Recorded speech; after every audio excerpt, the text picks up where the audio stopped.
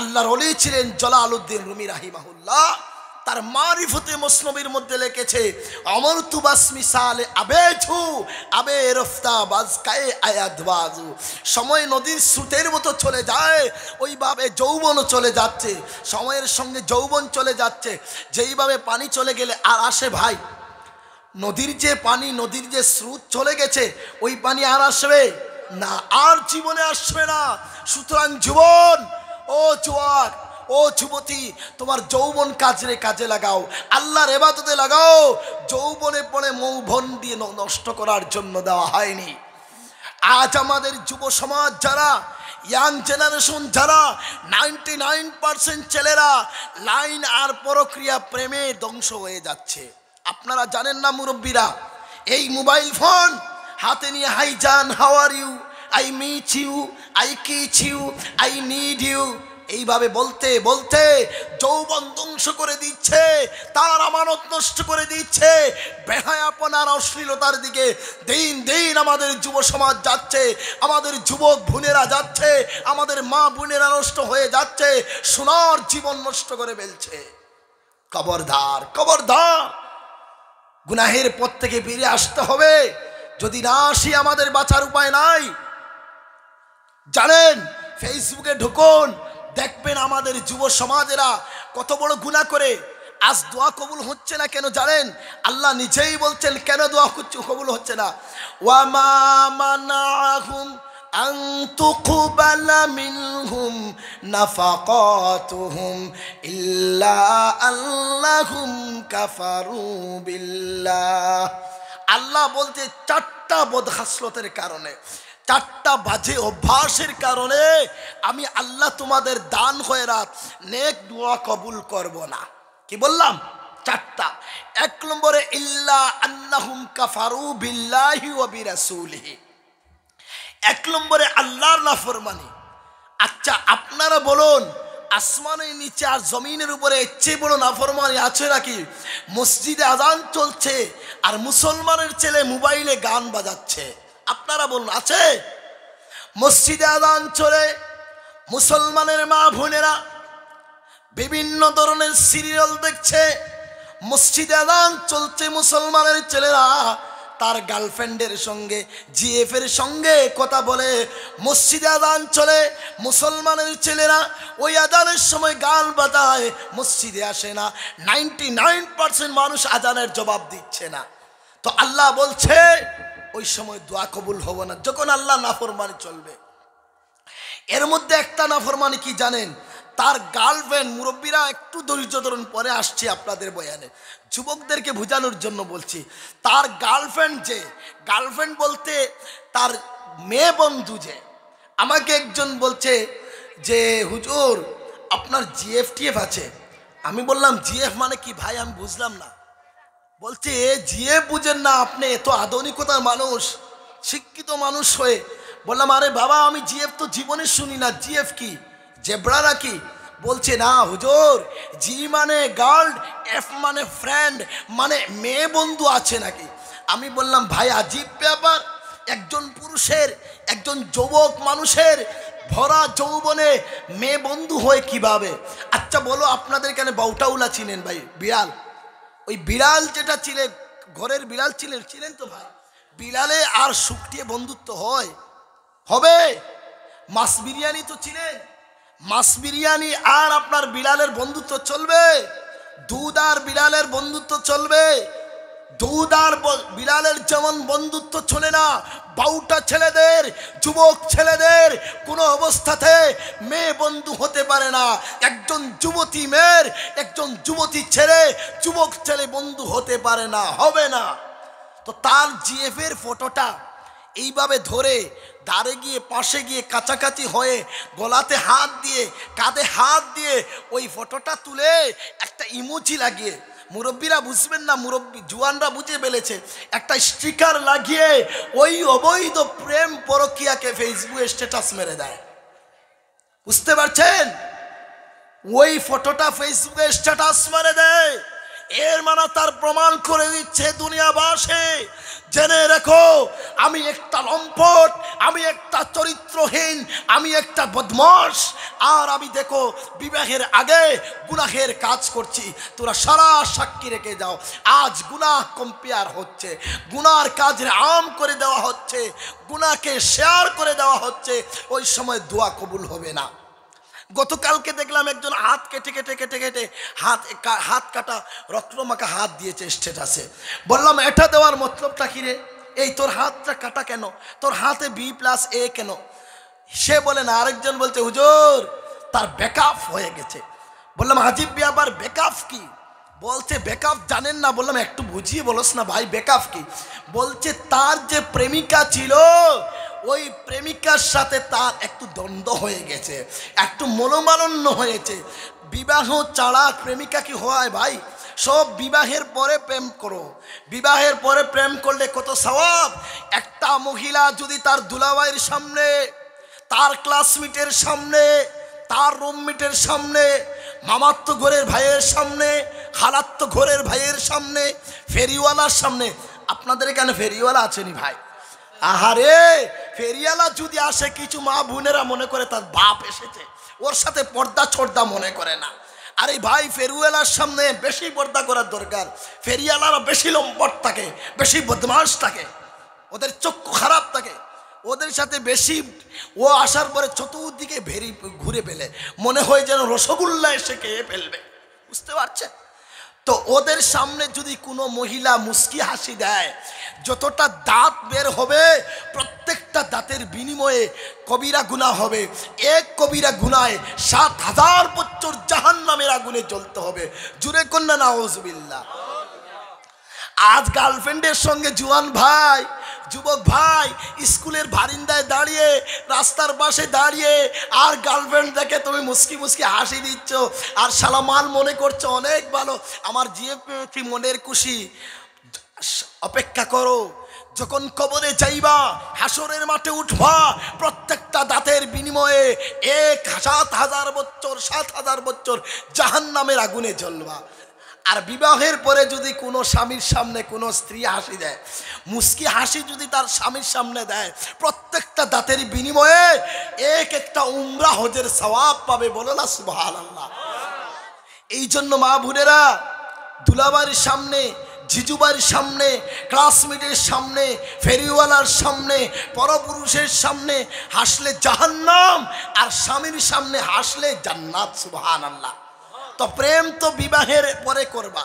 তো বলছে হুজুর তার প্রেমিকার সাথে ব্রেকআপ হয়ে গেছে, ওই জন্য সে হাত কেটে প্রমাণ করে দিচ্ছে, দেখো জাদু শোনা, ও আমার জান, দেখো তোমার জন্য রক্ত দিয়েছে। ছেকা খাইছে, ছেকা। আপনাদের এখানে কি বলে? ছেকা। ওই বলছে দেখো জাদু শোনা, তুমি যে আমাকে ভুলে যাচ্ছ, আমার থেকে দূরে যাচ্ছ, দেখো তোমার জন্য হাত কেটে রক্ত দিয়েছি। আর গান রিলস ভিডিও বানায়, হাত কেটে রক্ত দিয়ে লিখেছি তোর নাম, তবু বন্ধু বুঝলি না রে মোর ভালোবাসার দাম। মনে রাখবা, যারা আত্মহত্যা করে মারা যায়, বিষ পান করে যদি মারা যায়, গলাতে বাঁশির কাষ্ঠে ঝুলিয়ে মারা যায়, উঁচু কোথায় থেকে পড়ে মারা যায়, লাফ দিয়ে মারা যায়, কিয়ামতের ময়দানে আবু দাউদ শরীফে হাদিস এসেছে, আল্লাহ রাব্বুল আলামিন জাহান্নামের মধ্যে ফাঁসির কাষ্ঠ ঝুলাবেন। ওইখানে আল্লাহর বান্দা যে ফাঁসি লেগেছে তাকে বারবার ফাঁসিতে উঠানো হবে, বারবার ফাঁস লাগে হত্যা করা হবে। কোনো বান্দা যদি লাফ দিয়ে মারা যায়, কিয়ামতের ময়দানে উঁচু পাহাড় তৈরি করা হবে, আর ওখানে বান্দাকে তোলা হবে, আর তোলার পর ওখানে ধাক্কা দিয়ে নিচে নামানো হবে। আল্লাহর বান্দা এইভাবে আত্মহত্যা করবে বারবার। যারা বিষ পান করেছে, কিয়ামতের ময়দানে জাহান্নামের বিষ দেওয়া হবে, বারবার পান করে মারা যাবে। ওই সঙ্গে মুহাদ্দিসিনে কেরাম তাফসীর করে ব্যাখ্যা করে বলছেন কি জানেন, যারা দুনিয়ায় কারো প্রেমে পড়ে, কারো ভালোবাসায় পড়ে, শরীরের মধ্যে অঙ্গ বিকৃতি করে, শরীর ব্লেড দিয়ে কাটে বা চুরি দিয়ে কাটে বা ট্যাটু লাগায়, ট্যাটু জানেন তো, ট্যাটু, ওইগুলো যারা লাগায়, কিয়ামতের ময়দানে আল্লাহ রাব্বুল আলামিন জাহান্নামের মাঠে ফেরেশতাদের হাতে জাহান্নামের ব্লেড দিয়ে দিবে, জাহান্নামের ছুরি দিয়ে তার শরীর বারবার আঘাত করা হবে, কত বিকৃত হয়ে যাবে, আবার শরীর ভালো হয়ে যাবে, আবার শরীরের মধ্যে ওই জাহান্নামের কাছে দিয়ে বারবার কাটা হবে। এখন অনুমান করো, হাই জান হাউ আর ইউ বলে বলে কোথায় চলে যাচ্ছ? যারা অবৈধ প্রেম প্রক্রিয়া করে, যারা জীবের স্বামী ব্যতীত অন্যের সাথে রসঙ্গে কথা বলে, অন্তরঙ্গের কথা বলে, আর জাদুসোনা বলে, মন পাখি বলে, হৃদয় পাখি বলে, I love you, I miss you, I kiss you, I need you বলে, একবার শুনো মা, মা তোমার পায়ে ধরে বলছি শোনো, ও বাপ ভাই, ও জওয়ান ভাই, ভালো করে শুনো ভাই, শুনবেন তো সবাই? জাহান্নামে একটা পুষ্করিণী হবে, নদী হবে, ওই নদীর নাম হবে নহরুল গুতা। কি বললাম ভাই? নহরুল গুতা।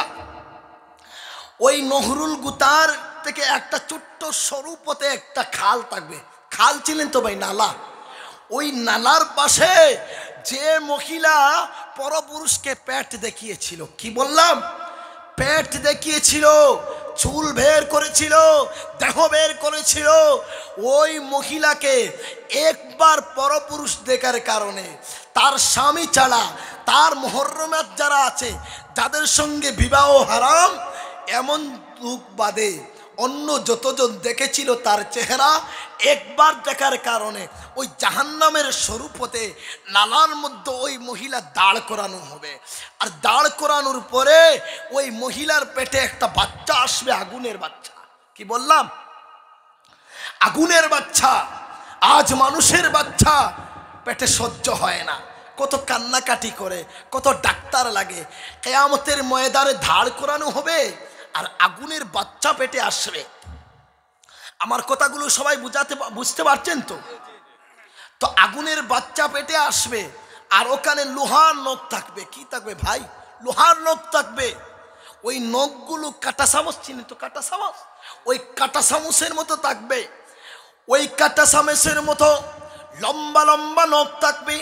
ওই নখগুলো দিয়ে পেটের মধ্যে সন্তান মায়ের কলিজা চিড়ে চাবাইয়া খাইবে।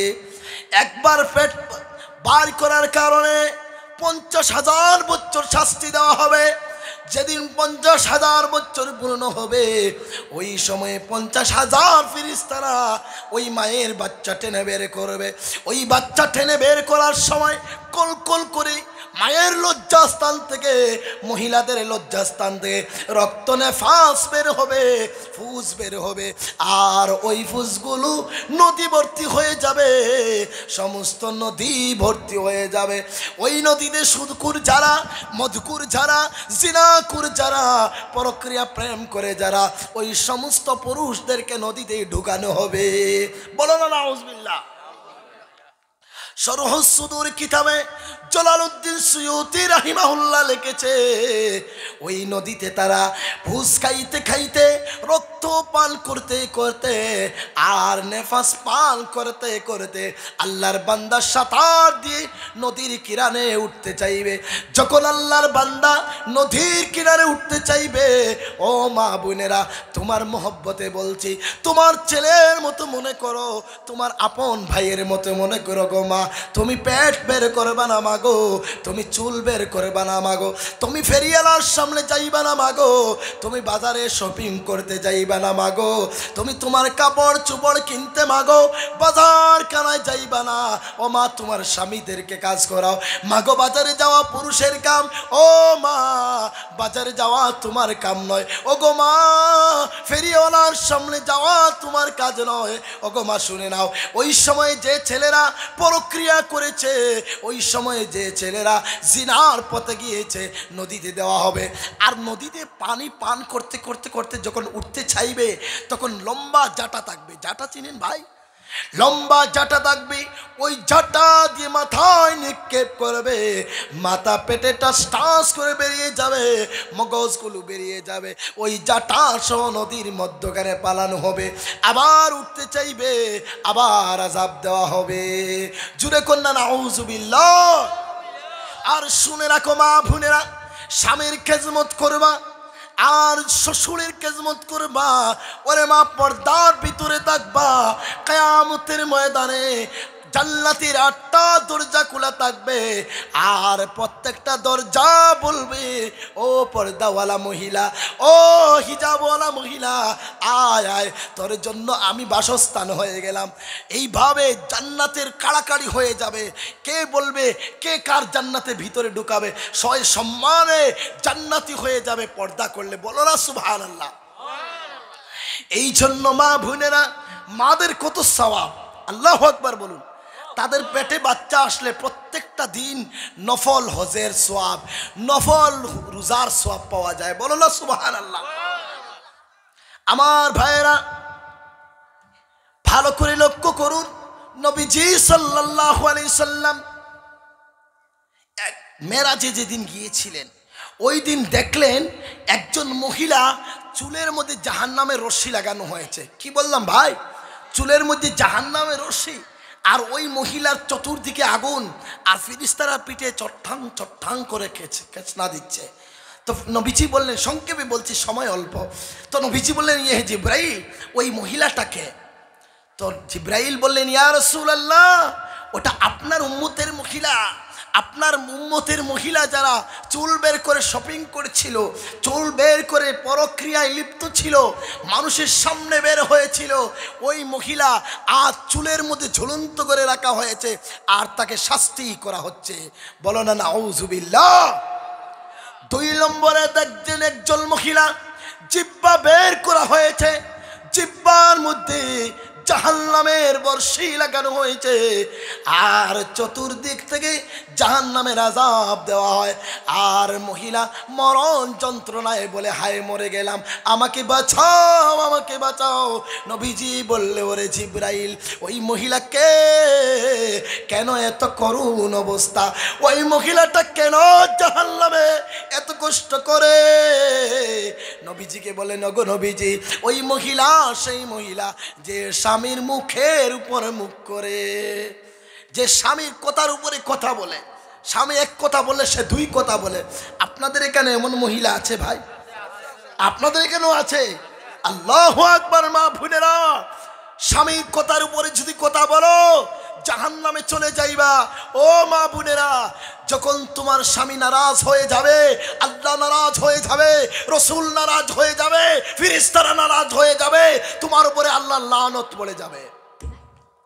আর আপনাদেরকেও বলছি, আপনারাও মহিলাদেরকে পিটাবেন না। এমন স্বামী আছে জানেন, গত রমজানে বাত নরম হয়েছিল। কি বলেন আপনারা? নরম বলেন ভাই, একটু পানি বেশি নরম হয়ে গিয়েছে, তো ভাত নরম হয়েছে। ওই বেহায়া পুরুষটা কি করছে জানেন?